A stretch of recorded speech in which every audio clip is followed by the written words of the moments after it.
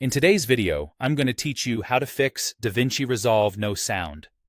If you're seeing your clips but can't hear anything, or your timeline looks active, but your speakers are silent, this walkthrough will help you get audio back quickly and reliably.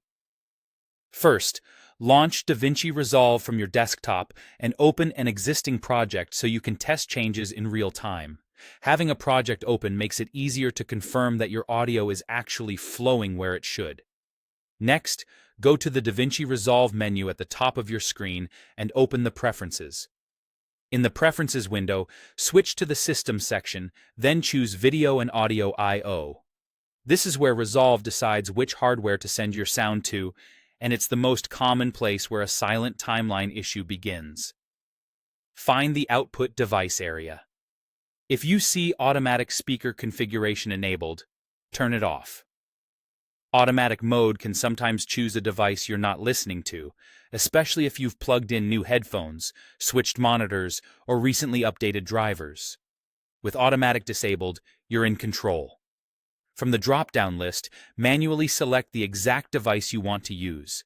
Pick the specific name you recognize, such as the built-in audio on your machine or the brand name of your headphones or speakers. Choosing the precise output ensures Resolve routes sound exactly where you expect. When you're done, click Save so the change actually takes effect. Skipping this save can leave you wondering why nothing changed.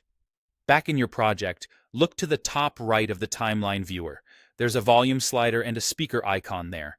Make sure the slider isn't all the way down, and check that the speaker icon isn't dimmed or red.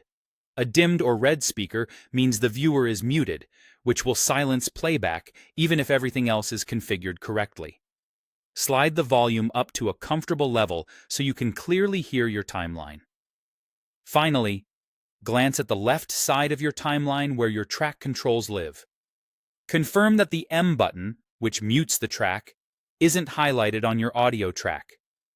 Also make sure the S button, which solos a track, isn't active on a different track.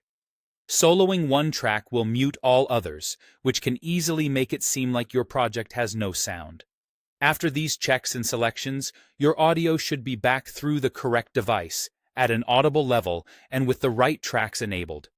If you follow each step carefully, Resolve will output sound exactly where you want it.